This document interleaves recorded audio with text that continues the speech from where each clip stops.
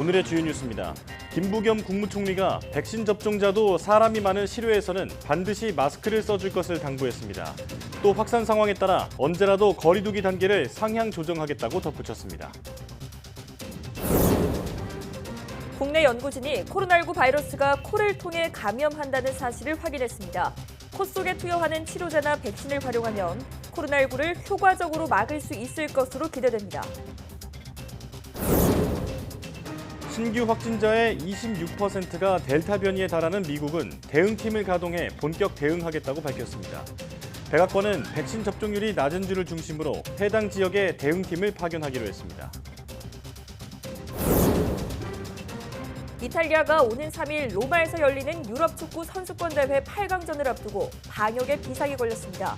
잉글랜드와 우크라이나 간 축구 경기를 보러 오는 영국 팬들이 쏟아질 것으로 전망되면서 8강전이 확산의 새로운 기폭제가 될 것이란 경고마저 나왔습니다.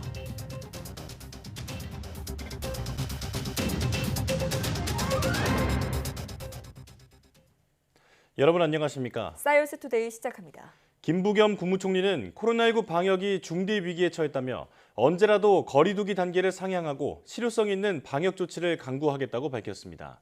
김 총리는 코로나19 확진자가 800명을 넘어서며 올해 1월 이후 최대치를 기록했고 특히 수도권 상황이 심각하다며 이 같은 내용의 대국민 담화문을 발표했습니다. 그러면서 각 지자체는 유행 상황에 따라 집합금지와 운영 제한, 검사 확대 등의 조치를 시행하고 백신 접종을 마친 국민도 수도권에서는 당분간 실내외를 불문하고 마스크를 꼭 써달라고 요청했습니다.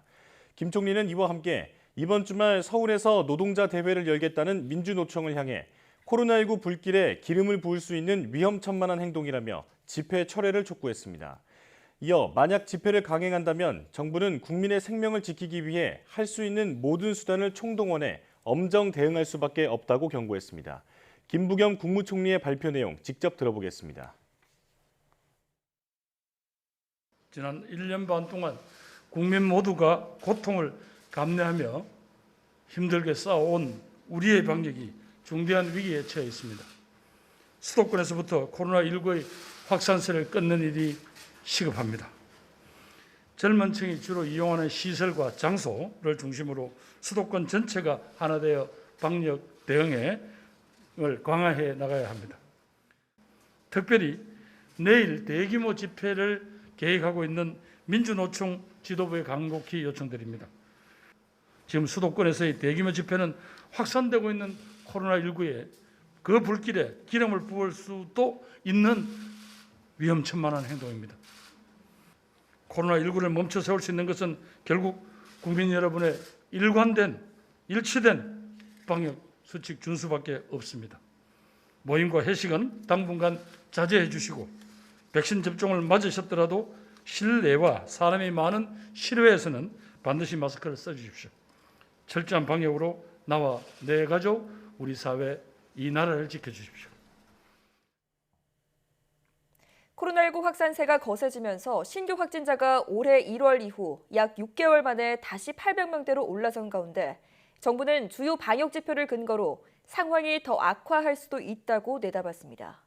권준욱 중앙방역대책본부 제2부 본부장은 관련 질의에 수도권을 포함해 전국의 기초 재생산지수는 지난 일주일 평균 1.2를 넘어섰고 서울과 인천, 경기를 중심으로 한 수도권에서는 1.24 수준을 보이고 있다고 밝혔습니다.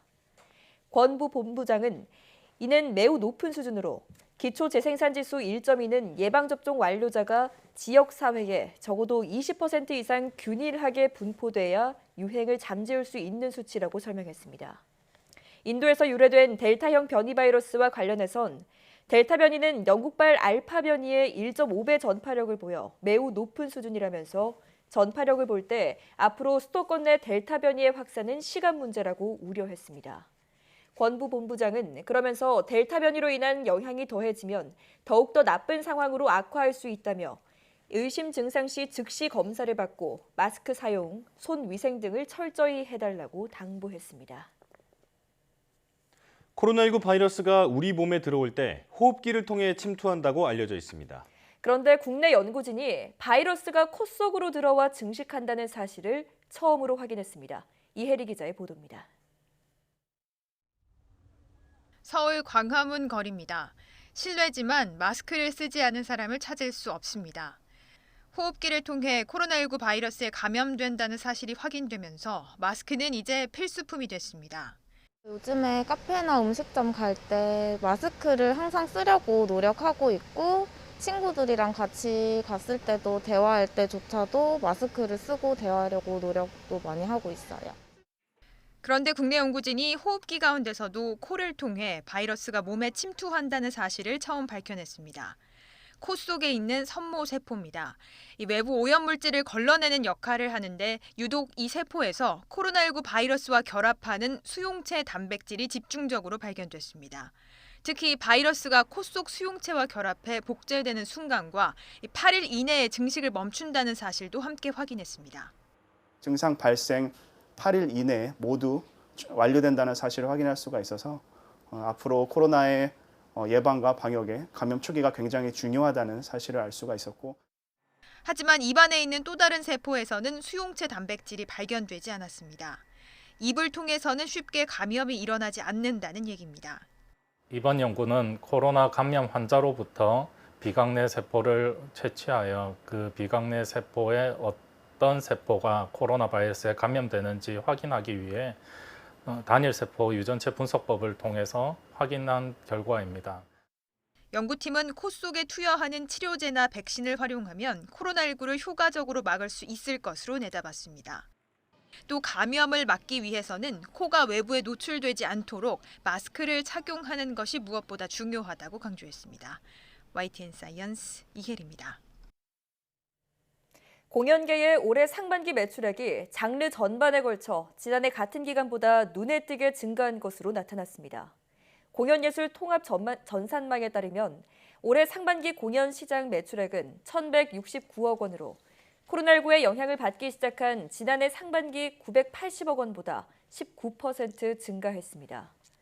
공연계는 코로나 대유행 여파로 지난 1월까지 사실상 셧다운 상태였지만 2월부터는 좌석 운용이 동반자 외 한 칸 띄어앉기로 완화된 데 따른 것으로 보입니다. 장르별로는 뮤지컬 매출이 912억 원으로 전체의 78%를 차지해 뮤지컬 대작들이 공연 시장을 견인한 것으로 나타났습니다. 특히 코로나 3차 대유행이 끝난 2월부터는 확진자 수의 영향을 거의 받지 않고 매출이 꾸준하게 증가한 것으로 나타났습니다. 국제통화기금 IMF가 올해 미국의 경제 성장률 전망치를 7%로 상향 조정했습니다. 블룸버그와 로이터 통신 등에 따르면 IMF는 미국과 연례 협의를 거쳐 현지 시각 1일 발표한 보고서에서 이 같은 전망치를 제시했습니다. IMF는 미국의 올해 경제 성장률 전망치를 지난 1월 5.1%로 전망했다가 4월에 6.4%로 수정한 후 이번에 7%로 다시 올렸습니다. 미국 언론들은 미국의 경제 성장률 7%는 1984년 이후 최고 수준이라고 전했습니다. IMF는 미국의 내년 경제 성장률 전망치도 지난 4월에 3.5%에서 4.9%로 상향 조정했습니다. IMF는 조 바이든 행정부의 전례 없는 재정 지출과 미국 중앙은행인 연준의 효과적인 경기 부양책으로 미국 경제가 놀랄만한 회복세를 보이고 있다고 진단했습니다. 미국에서 코로나19 델타 변이가 갈수록 확산하면서 백악관이 델타 변이에 대응하기 위한 대응팀을 가동하겠다고 발표했습니다. 미국에서 최근 6개월 동안의 코로나19 사망자는 거의 대부분이 백신을 맞지 않은 사람으로 나타나 백신의 필요성이 강조되고 있습니다. 김원배 기자가 보도합니다. 미국에서 코로나19 신규 확진자의 26%는 델타 변이로 추정된다고 미국 질병통제예방센터 CDC가 밝혔습니다. 약 한 달 만에 배 이상 증가한 것입니다.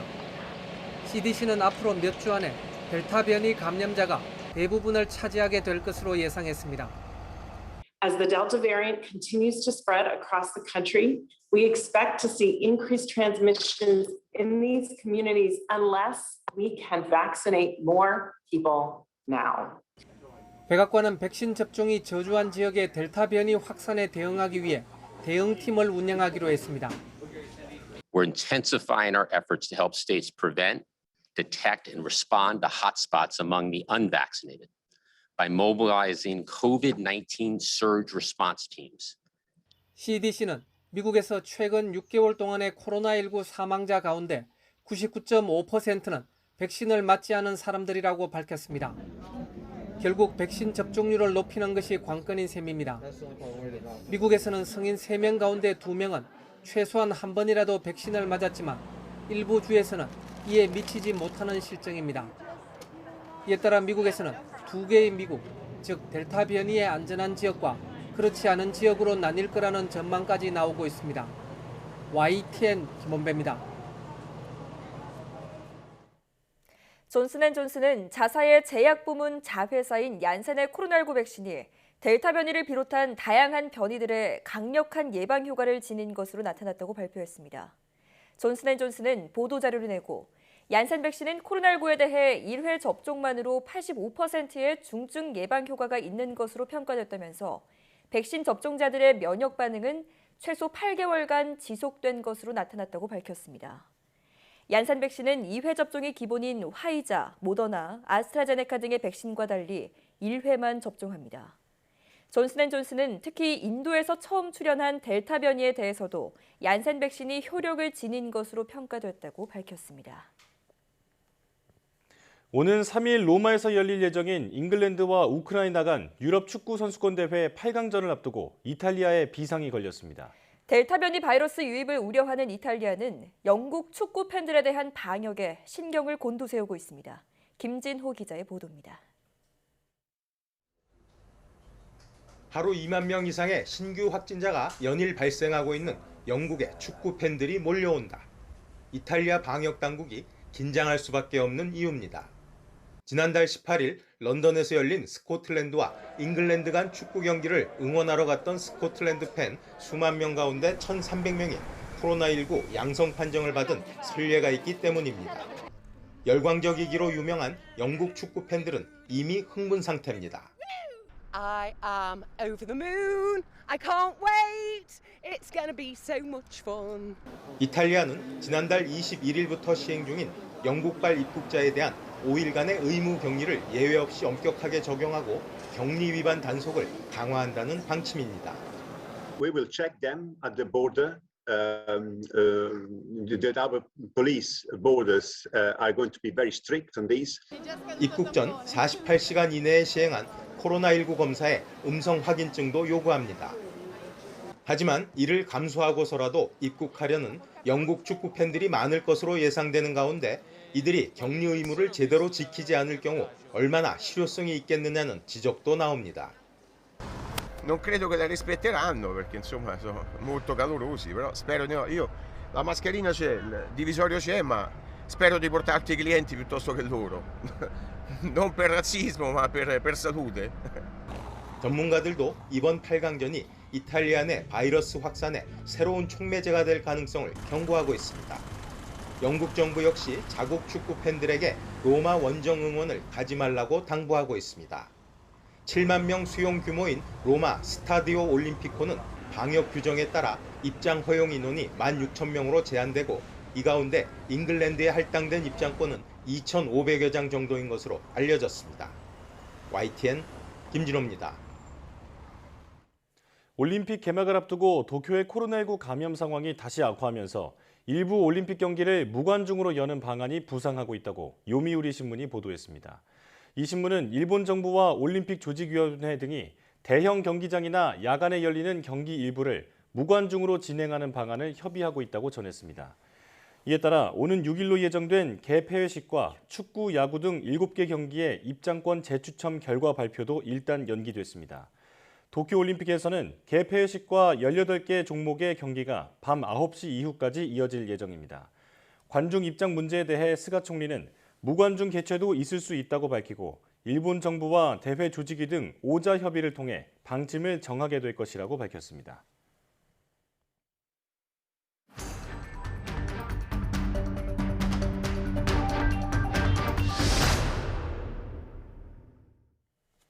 국내 코로나19 하루 신규 확진자가 반년 만에 800명대로 치솟았습니다. 특히 해외 유입 확진자가 크게 늘어 역대 2번째 규모를 기록했습니다. 코로나19 브리핑 고려대학교 약학대학 김정기 교수 전화로 연결해서 자세한 이야기 나눠보도록 하겠습니다. 교수님 나와 계시죠? 네, 안녕하세요. 예, 신규 확진자가 지난 1월 7일 이후 최다인 826명이 발생했습니다. 한동안 정체 국면이었는데 갑자기 이렇게 치솟은 이유가 뭘까요? 대표적으로 홍대 앞 주점이 맺게 된 경기도 어학원발 집단 감염이 대표적인 이유다라고 보고 있고요. 네. 그 원인 자체가 전파력이 높은 델타 변이 바이러스로 확인이 되면서 이러한 요인이 가장 큰 부분이 있다라고 생각을 합니다. 여기에 최근 경각심이 완화가 되면서 20, 30대 젊은 층 중심으로 이동량이나 만남이 증가를 하면서 감염자가 폭증한 이유도 있다라고 생각을 하고 있고요. 네. 앞서 말씀드린 경기도 어학원발 집단 감염이 홍대 앞 주점이 몇 개가 되었고요. 실제로 홍대 인근 지역이 젊은 층이 자주 찾는 지역이거든요. 네. 그래서 이러한 부분들이 서로 연관성이 있지 않나 이런 생각을 가지고 있습니다. 네, 국내 집단 감염을 포함해 특히 해외 유입 사례가 많았습니다.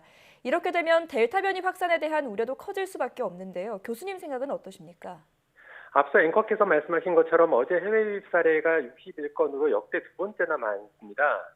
근데 이러한 부분은 최근 해외에서 델타 변이 확산과 무관치는 않다라고 생각을 하고 있고, 네. 하지만 해외 입국자에 대한 방역 관리가 철저히 이루어진다면 크게 우려할 부분은 아니다라고 생각을 하고 있습니다. 네. 다만 최근에 논의되고 있는 백신 여권이라든가 아니면 인도 목적의 해외 백신 접종 완료자에 대한 자가격리 면제 조치 등이 변수로 작용할 가능성이 있기 때문에 이러한 부분들에 대한 재검토는 필요하다 이렇게 생각을 하고 있습니다. 예. 다만 최근에 증가하고 있는 확진세는 이런 해외 유입에 의한 어떤 변이 바이러스 요인이라든가 이러한 부분보다는 실제로 서울 경기 지역에서 델타 변이 바이러스가 확산이 되면서 국내에서 이러한 변이 바이러스 전파가 우려되는 상황이거든요. 따라서 해외 육자 관리는 기본적으로 철저히 해야 되겠지만 실제로 현재 서울과 수도권 인근에서 이루어지고 있는 이런 델타 변이 바이러스 확산에 대한 방역 관리가 더 필요하지 않나 이런 생각을 가지고 있습니다. 예. 자, 지금 일단 수도권은 새로운 사회적 거리두기 시행을 일주일 유예한 상태입니다. 다음 주 중반 새로운 거리두기 적용 여부를 결정하게 될 텐데 어떤 방향으로 가야 할까요? 일단 현 상황은 짧게는 일주일, 길게는 한 열흘 정도 전 상황이 반영되고 있다라고 보시면 될 것 같고요. 네. 그렇기 때문에 그 사이에 지금 이미 한 일주일에서 열흘 사이에 서울 수도권의 델타 바이러스 확산 관리가 다소 미흡한 부분이 있다라고 개인적으로 생각을 하고 있거든요. 네. 왜냐하면 방역 관리를, 그러니까 방역 조치를 더 격상할 필요가 있는데 그렇지 않은 점들이 대표적이라고 볼 수 있는데 따라서 이런 요인들 때문에 향후 신규 확진자는 더 증가할 가능성이 있다라고 판단을 하고 있고요. 예. 그렇기 때문에 새로운 사회적 거리두기 유예는 더 연장할 필요가 있다. 오히려 방역 조치 강화가 필요할 수도 있다라고 판단을 하고 있습니다. 네, 완화가 아니라 강화에 대한 가능성을 짚어주셨습니다. 자, 정부는 다음 달쯤 백신 접종 효과가 나타날 것으로 전망하고 있습니다. 백신 효과가 본격적으로 나타난다면 확진자 수는 어느 정도 수준까지 좀 줄어들 수 있을까요? 일단 정부에서 밝힌 대로 다음 달 백신 접종 효과의 전망에 대해서는 저 개인적으로는 부정적인 견해를 가지고 있습니다. 네. 일단 위중증 환자 발생 비율이라든가 아니면 사망자 발생 비율 같은 경우에는 백신 효과에 의해서 감소할 가능성은 있는데 예. 최근 문제가 되고 있는 신규 확진자 증가 측면에서는 그러니까 이게 백신 효과로 긍정적인 효과가 나타날 거다라고 하는 부분에 대해서는 좀 다른 견해를 가지고 있고요. 예. 이러한 백신 효과보다는 그 신규 확진자 감소 측면에서는 앞으로 한두 달 방역 관리를 어떻게 하느냐에 따라서 실제로는 현 상황 안정화 여부가 결정되지 않을까 이런 생각을 가지고 있습니다. 예. 네. 치명률이 좀 낮아질지라도 확산세에는 당장 큰 영향을 주긴 어렵다 이렇게 말씀을 해주셨습니다. 정부가 아스트라제네카 백신 접종 연령을 30세 이상에서 50세 이상으로 높였습니다. 부작용 사례가 있긴 하지만 50세 이상은 아스트라제네카 백신 접종 이득이 더 크다고 판단했는데요. 어떻게 평가하십니까? 일단 지금 이번에 정부에서 그러니까 방역 당국에서 아스트라제네카 백신 접종 가능 연령대를 상향 조정을 했거든요. 예. 이 부분은 말씀하신 것처럼 어떤 그 희귀혈전증 발생 가능성 부분도 분명히 있습니다. 근데 실제로 이러한 측면에 더불어서 실제로 당초에 우리 정부에서 계약한 아스트라제네카 물량의 상당 부분이 소진됐다라고 판단을 하고 있고요. 네. 따라서 이 부분 남은 물량에 대해서는 50대 이상의 접종을 해도 충분히 그 물량이 어느 정도 산술적으로 가능하다라고 판단을 했기 때문이다라고 생각을 하고 있습니다. 그래서 어찌됐든 지금 아스트라제네카 백신 자체가 국내 사례 같은 경우에는 30대에서 희귀혈전증 발생이 있었기 때문에 일단 격상 필요성은 있다. 근데 40대로 설정을 하지 않고 50대로 설정한 이유는 남은 계약한 물량의 어떤 물량 부분에 의해서 결정이 됐다라고 판단을 하고 있고 예. 실제로 3분기에는 주로 화이자나 모더나 백신이 수급될 걸로 생각을 하고 있거든요. 그래서 이런 뭐 수급 상황의 어떤 불균형 같은 부분은 크게 영향을 받지 않을 거다 이렇게 판단하고 있습니다. 네. 자, 그런데 아스트라제네카 백신 연령대를 높이게 된다면 그 이외 연령대에서는 앞서 짚어주셨듯이 화이자와 모더나 백신을 맞아야 하는 경우가 늘어나게 될 텐데요. 화이자나 모더나 백신 수급에 문제가 생기지는 않을까요? 앞서 말씀드린 것처럼 일단 아스트라제네카 백신 자체는 계약한 물량이 상당 부분 소진됐기 때문에 그 남은 물량이 그렇게 많지는 않습니다. 그렇게 되면 실제로 3분기에 주로 접종이 될 대상 백신은 화이자하고 모더나가 되거든요. 예. 그래서 이 부분은 아스트라제네카의 어떤 접종 가능 연령대 설정과는 무관하게 3분기에 화이자나 모더나 백신 우리 정부가 계약한 물량이 제때 수급되느냐에 따라서 결정이 될 거다. 그래서 이 부분에 대해서 우리 정부는 수급이 제대로 이루어지도록 노력할 필요는 있다라고 생각하고 있습니다. 예, 수급 그 상황까지 고려한 판단이다 이렇게 보고 계시는 거군요. 자, 오늘도 코로나19 상황 살펴봤는데요. 코로나 재유행의 갈림길에 서 있는 상황에서 이번 주말에 방역 수칙을 철저히 지켜야겠습니다. 지금까지 고려대학교 약학대학 김정기 교수와 함께했습니다. 교수님 고맙습니다. 네, 감사합니다.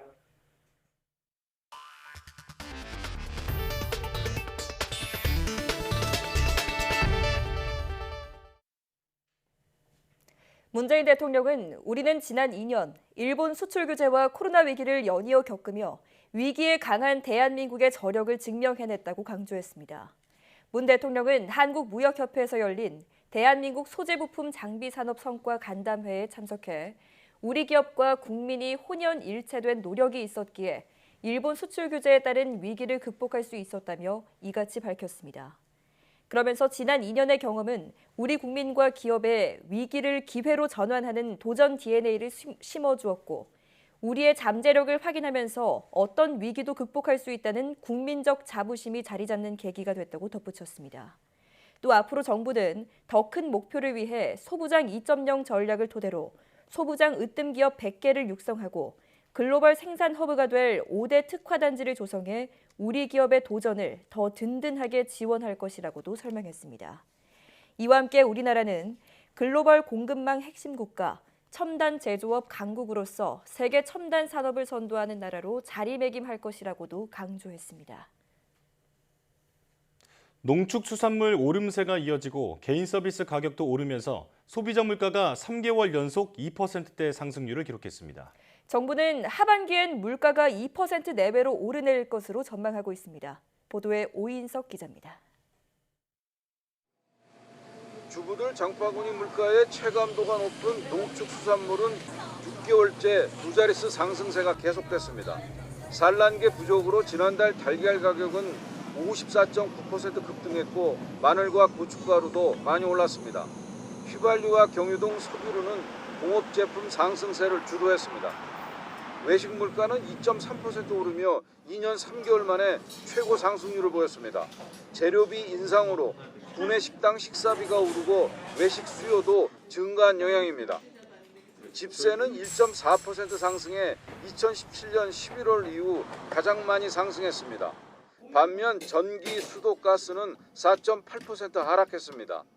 농축수산물과 석유류만 보면 1.56%포인트로 이 두 품목군의 가격 상승이 전체 물가 상승의 65%를 설명하고 있는 것으로 나타나고 있습니다. 지난달 소비자 물가는 2.4% 상승해 3개월 연속 2%대 상승률을 기록했습니다. 다만 상승률은 0.2%포인트 줄며 올 들어 처음으로 상승폭이 줄었습니다. 정부는 하반기에는 기저효과 완화와 농축수산물 공급 회복으로 소비자 물가가 2% 내외에서 등락할 것으로 전망했습니다. 하지만 기상효과 낙하와 국제 유가 상승 리스크, 여기에 경기 회복에 따른 물가 상승 압력이 확대 중인 만큼 과도한 인플레이션 기대 차단을 위한 대응 노력을 강화하기로 했습니다. 한편 통계청은 소비자 물가 지수를 2020년 기준으로 개편해 오는 12월에 공표하기로 했습니다. 소비 지출 비중이 높은 새우와 망고, 파인애플 등 농축수산물 5개와 식기세척기와 유산균, 마스크, 전기차 등 8개 공업 제품이 조사 품목에 새로 포함됩니다. 반면 넥타이와 연탄, 남녀 학생복, 교과서 등은 조사 품목에서 제외됩니다. YTN 오인석입니다. 인터넷 포털의 뉴스 추천, 온라인 동영상 플랫폼의 영상 추천 등은 이용자의 평소 사용 정보를 토대로 인공지능이 적절한 콘텐츠를 골라서 주는 겁니다. 그런데 최근 편향성과 공정성 논란이 일면서 알고리즘을 공개하라는 요구가 일각에서 제기됐는데요. 방송통신위원회가 가이드라인을 만들었습니다. 염혜원 기자가 보도합니다. 이 시각 가장 중요한 뉴스들이 인터넷 포털에 표출되고 시시각각 뉴스 배치의 순서가 바뀝니다. 네이버와 다음은 어떤 뉴스를 전면에 배치할지를 사람이 아닌 AI가 정합니다. 뉴스뿐만 아니라 온라인 동영상 플랫폼도 이용자가 관심 있어 할 법한 영상을 자동으로 골라줍니다.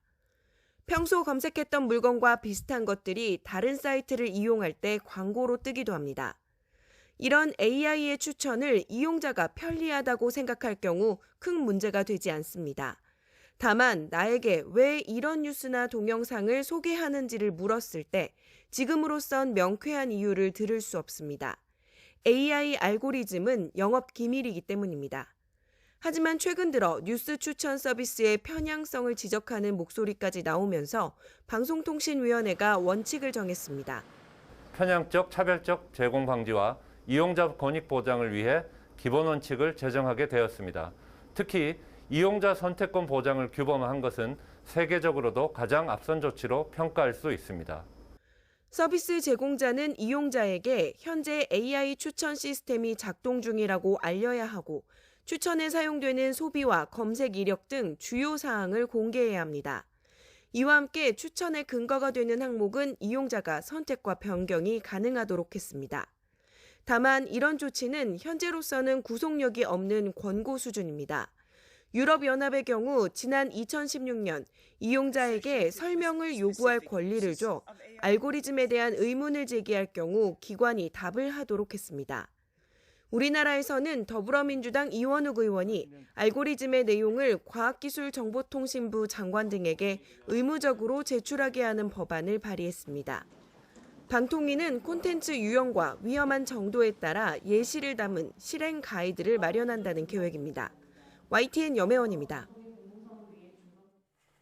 삼성전자와 SK하이닉스가 국제사회가 추진하는 디지털세 과세 대상에 오를 것으로 보입니다. 기획재정부는 경제협력개발기구 OECD와 주요 20개국 G20 포괄적 이행체계가 디지털세 합의안을 발표했다고 밝혔습니다. 합의안은 다국적 기업 100여 곳의 초과 이윤 일부에 대한 과세권을 매출이 발생하는 시장 소재국에 주기로 했습니다. 기재부는 국내에선 삼성전자와 SK하이닉스 정도가 적용 대상으로 보이지만 기업 경쟁력에 미칠 영향은 미미할 것이라고 설명했습니다. 합의안은 또 연결 매출액 1조 1천억 원 이상 다국적 기업은 최소 15% 이상의 세금을 부과하는 글로벌 최저 한세율을 도입하기로 했습니다. 이번 합의안은 오는 10월 G20 정상회의에서 최종 합의를 거쳐 오는 2023년 발효를 목표로 하고 있습니다. 주말부터 전국이 동시에 장마권에 들 것으로 보입니다. 기상청은 남해에 머물던 장마 전선이 북상해 3일 오전 제주도를 시작으로 밤에는 전국에 장맛비가 내리겠다고 밝혔습니다. 특히 중부지방에는 토요일인 3일 밤부터 4일 새벽 사이 돌풍과 함께 시간당 50mm 이상의 국지성 호우가 쏟아질 것으로 보여 피해가 우려됩니다. 주말과 휴일, 중부와 제주도, 지리산 부근에는 최고 150mm의 많은 비가 내리겠습니다. 장마 전선은 휴일 오후부터 남해안으로 물러났다가 다음 주 중반 다시 북상해 전국에 비를 뿌릴 것으로 보입니다.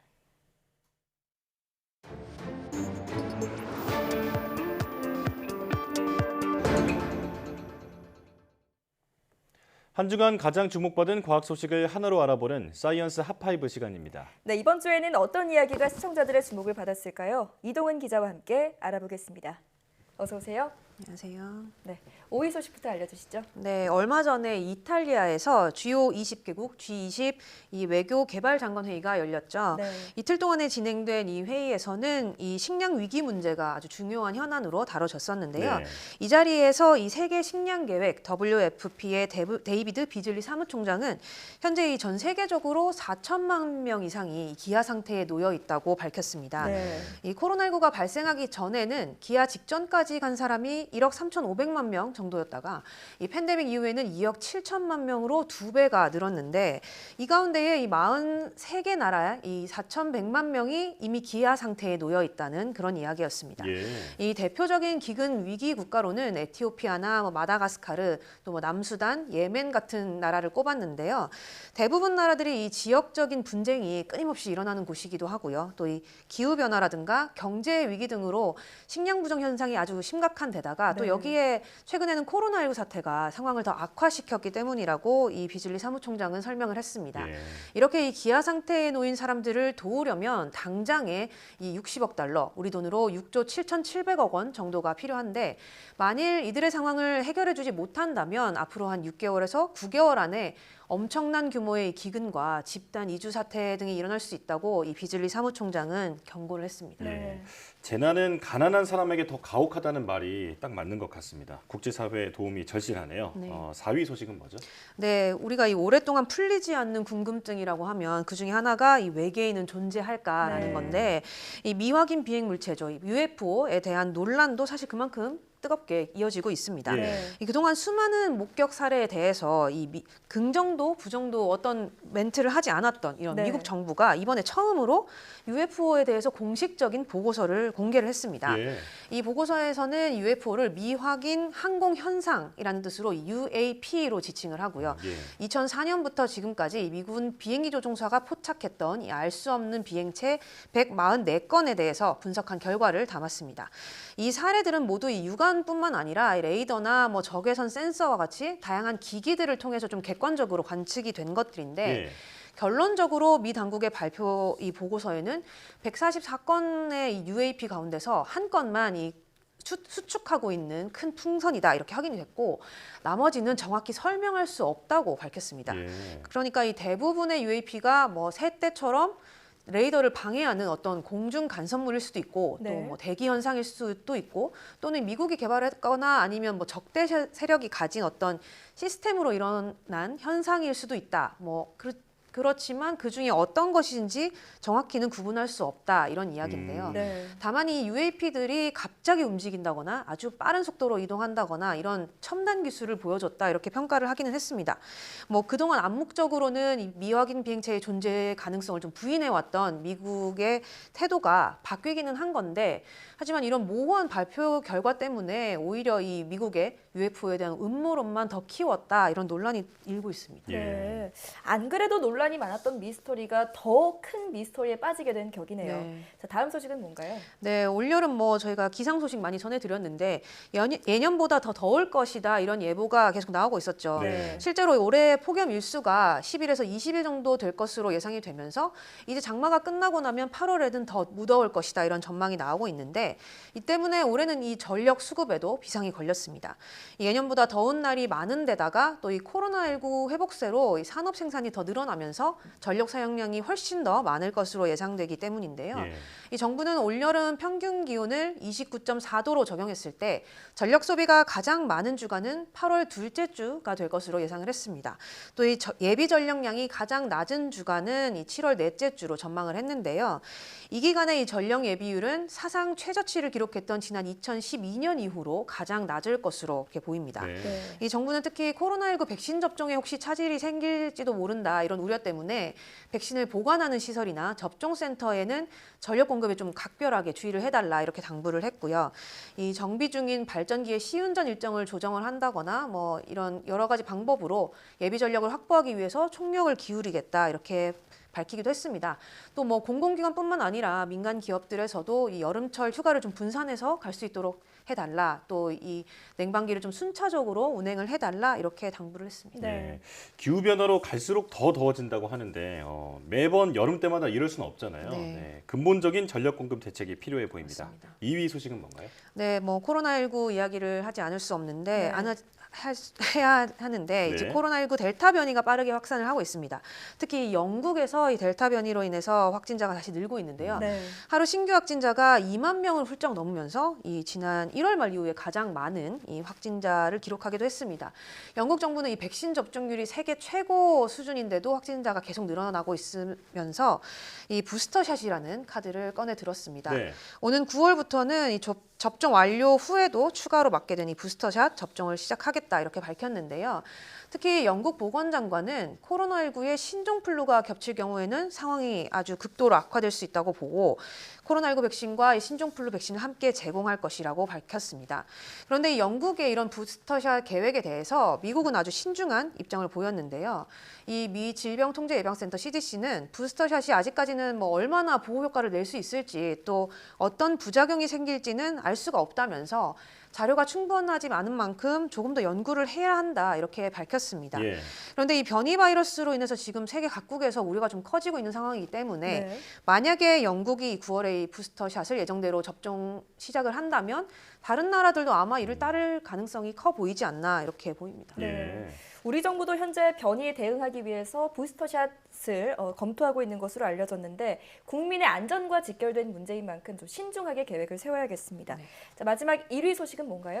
네, 뭐 이렇게 전 세계적으로 백신 접종률이 계속 높아지고 있는데 점점 이제는 이 효과가 좀 가시화가 되는 모양새입니다. 네. 이 미국에서는 지난달에 이 코로나19로 숨진 사람이 18,000여 명 정도 나왔는데 백신을 맞은 뒤에 사망한 사람은 이 가운데 150명 정도에 불과했다고 합니다. 네. 비율로 따져보면 한 0.8% 정도니까 사망자의 99.2%는 백신을 맞지 않았다는 얘기가 됩니다. 예.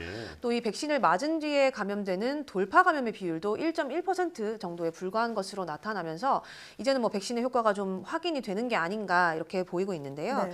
이 앞서 얘기한 영국 같은 경우도 델타 변이 확산으로 하루 2만 명이 넘는 확진자가 나오기도 했지만 오히려 입원 환자라든가 사망자는 크게 늘지 않으면서 이 백신 접종의 효과를 보이고 있다 이렇게 판단을 하고 있고요. 또 이스라엘의 경우도 백신 접종률이 세계 1위인 만큼 이 백신을 맞은 사람이 많은데 예. 이 델타 변이 확산으로 확진자는 좀 다시 늘고 있지만 사망자라든가 중증 환자는 거의 나오지 않을 정도로 이 적은 편이라고 합니다. 이 전문가들은 백신을 맞으면 코로나19 감염률을 줄이는 것뿐만 아니라 이렇게 중증으로 진행이 되거나 사망하는 것을 막을 수 있다면서 이런 사례들을 통해서 이 백신 접종이 얼마나 중요한지 이제는 실제로 증명이 되고 있다 이렇게 강조를 했습니다. 네. 코로나19 예방뿐만 아니라 중증 진행까지 막아주니까 네. 여러모로 백신을 맞는 게 좋겠습니다. 자, 이동훈 기자와 함께 한 주간 소식 살펴봤습니다. 고맙습니다.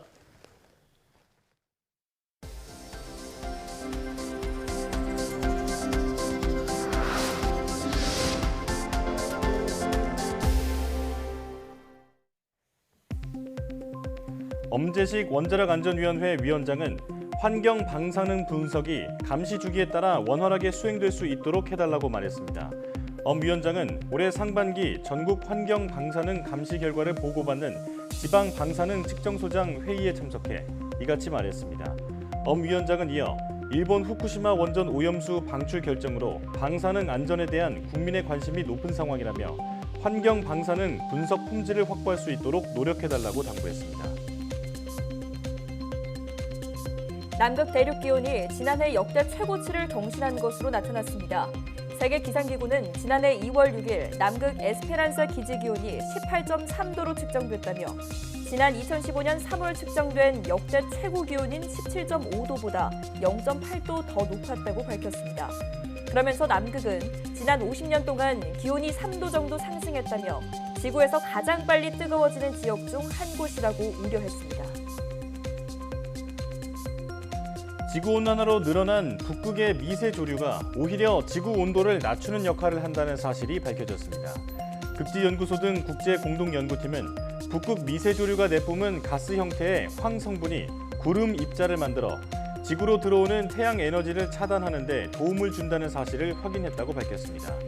연구팀은 이번 연구가 지구 스스로 급변하는 기후변화를 늦추는 자정작용을 하고 있다는 사실을 보여주는 것이라고 설명했습니다. 미국 연구진이 강박장애와 관련된 유전자 변이를 발견했습니다. 미국 컬럼비아대 등 공동 연구팀은 강박장애 환자 1,300명과 정상인의 유전자를 비교한 결과 강박장애 그룹에서 특이한 변이 패턴을 발견했고 일부는 강박장애와 뚜렷한 연관이 있었다고 밝혔습니다. 연구팀은 이번 연구가 변이 유전자를 표적으로 하는 강박장애 치료제 개발에 도움이 될 수도 있다고 설명했습니다. 강박장애는 지나치게 자주 손을 씻는다든가 어떤 물건을 특정 순서대로 정리해야만 안심이 되는 등의 증상을 보이는 심리장애입니다. 아모네퍼시픽이 미국 매사추세츠 공과대학 연구팀과 외부 환경 변화에도 안정적으로 피부 상태를 측정할 수 있는 필름 형태의 웨어러블 피부 측정기기를 개발했습니다. 측정기기 안에는 부드러운 센서가 내장돼 있어 피부 곡면에도 밀착되고 피부 움직임에도 영향을 받지 않을 수 있습니다. 아모네퍼시픽은 기기를 활용하면 장시간 피부 자극 없이 피부 상태를 측정할 수 있는 만큼 맞춤형 데이터를 바탕으로 한 화장품 개발도 가능할 것으로 기대하고 있습니다.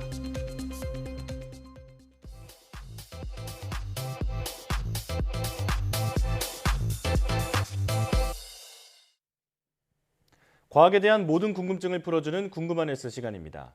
인류 최초로 달 착륙에 성공한 아폴로 11호는 역사에 큰 변화를 가져온 위대한 성과였는데요. 아폴로 11호가 성공적으로 달에 착륙할 수 있었던 건 한 여성 과학자의 역할이 컸다고 합니다. 아폴로 11호의 숨은 영웅에 대해 지금 바로 화면으로 만나보시죠.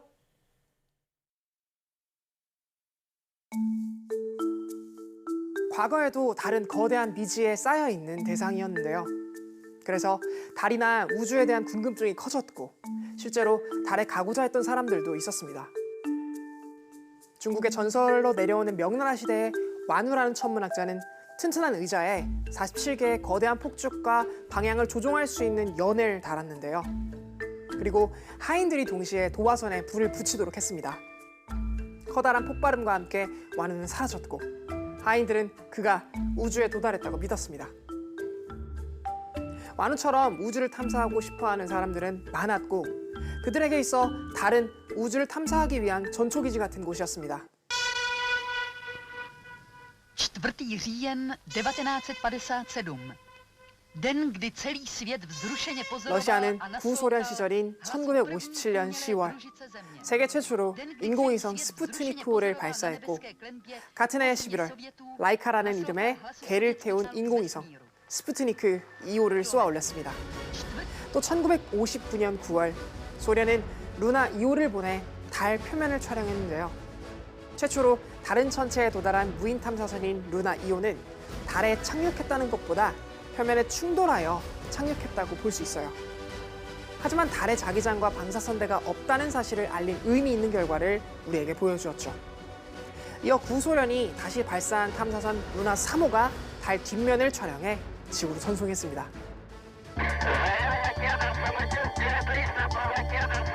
그로부터 4년 뒤인 1961년 유리 가가린이 인류 최초로 우주 비행에 성공했는데요. 이 사건을 계기로 미국과 소련의 우주 경쟁이 촉발되면서 존 F 케네디 대통령은 소련을 이길 수 있는 우주 프로그램을 구상하라고 지시합니다. 이게 바로 유인 달 탐사 계획인 아폴로 계획입니다. 아폴로 계획은 40만 명의 전문가가 참여한 거대한 프로젝트였습니다. 기술자나 과학자뿐만 아니라 사무원, 건설, 노동자, 운전기사 등 다양한 직종의 사람들이 곳곳에서 활약했습니다. 인류를 달에 직접 보낸다는 자부심을 갖고 아폴로 계획에 참여했죠. 오랜 기간의 준비와 노력 끝에 미국은 1969년 7월 아폴로 11호를 발사합니다.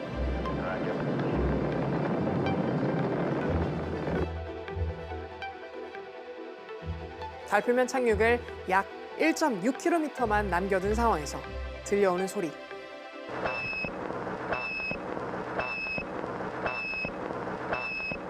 컴퓨터 프로그램 오류가 발생한 것입니다.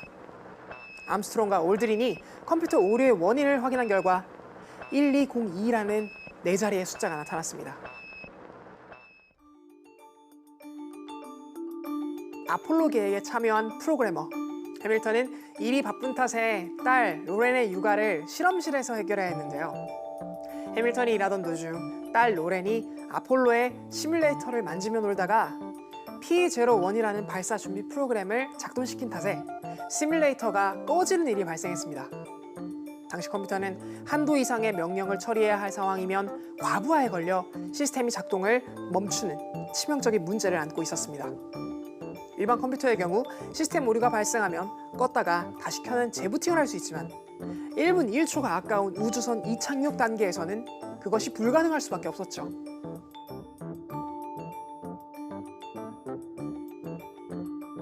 그녀는 만약 비행 중에 우주 비행사가 똑같은 실수를 저지르면 어떻게 될까? 라는 생각을 하게 되었고, 이 생각으로 오류 회피 소프트웨어를 개발했습니다. 해밀턴이 개발한 오류 회피 소프트웨어는 컴퓨터가 처리할 명령에 우선순위를 부여하는 방식입니다. 컴퓨터가 너무 많은 명령을 처리해야 하는 상황에 놓여 작동을 멈추면 우선순위가 낮은 작업을 중단시키고 필수적인 작업을 다시 설정해 처리하는 것인데요. 당시 프로그램은 키보드로 작성하는 것이 아니라 일일이 천공 카드로 입력해야 했기 때문에 소프트웨어를 개발하는데 수천 또는 수만 장의 천공 카드와 오랜 개발 기간이 필요했습니다. 하지만 해밀턴 팀은 고생 끝에 오류 회피 소프트웨어를 완성했죠. 이렇게 오랜 고생 끝에 프로그램을 완성했지만 곧바로 받아들여지지 않았습니다. 표면상 이유는 단지 시뮬레이션이라는 것이었지만 당시 남성 주도의 나사 분위기를 고려한다면 쉽게 이 상황을 이해할 수 있었죠. 하지만 이런 냉대에도 해밀턴은 포기하지 않았고 우주 비행사도 프로그래머도 인간으로서 실수할 수 있기 때문에 인간의 실수를 컴퓨터로 만회해야 한다는 생각을 버리지 않았습니다. 결국 아폴로 11호의 명령 모듈 컴퓨터에 복구하는 추가 기능을 만들어 두었는데요. 그리고 이를 알리기 위한 경고 번호가 바로 1202였습니다. 만약 달 착륙 직전 오류를 해결하지 못했다면 그대로 달 착륙은 중지되고 아폴로 계획은 실패로 끝났을 것입니다. 이후에도 몇 번 같은 경고가 표시됐지만 오류 회피 소프트웨어 덕분에 무사히 달에 착륙할 수 있었죠. 아폴로 11호 계획이라고 하면 대부분 인류 최초로 달에 도착한 우주 비행사인 닐 암스트롱이나 버즈 올드린을 떠올릴 텐데요. 하지만 마거릿 해밀턴의 뛰어난 프로그래밍 기술과 아이디어가 있었기에 아폴로 11호가 성공할 수 있게 되었던 거 아닐까요? 오늘 궁금한 에세이에서는 아폴로 11호의 숨은 주역에 대해서 알아보았는데요. 인류 역사를 쓴 위대한 성공 뒤에는 수많은 사람의 노력이 있었기에 그 역사가 가능했던 것 같습니다. 그럼 궁금한 에세이는 여기서 인사드릴게요. 과학에 대한 궁금증이 있다면 언제든 유튜브에 사이언스 투데이를 검색해주세요. 이상 궁금한 에세이였습니다.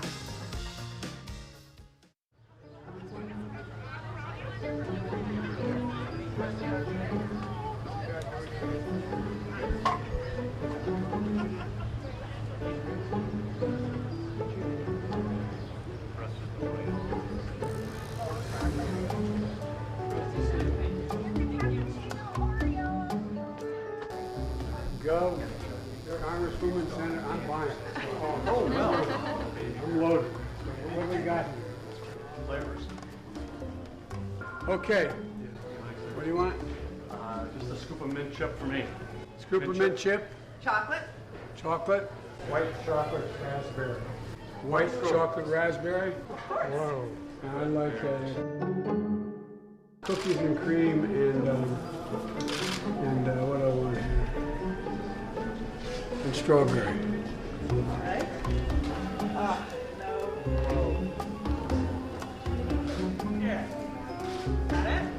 Okay. Thank you very much.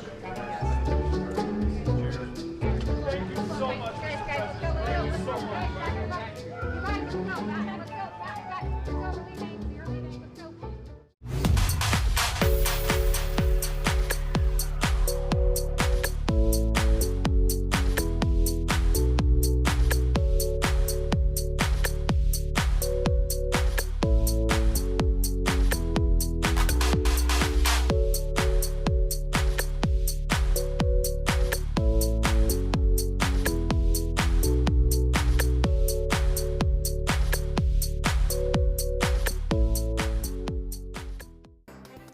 신규 확진자가 급증하며 국내 코로나 상황이 재확산의 갈림길에 섰습니다.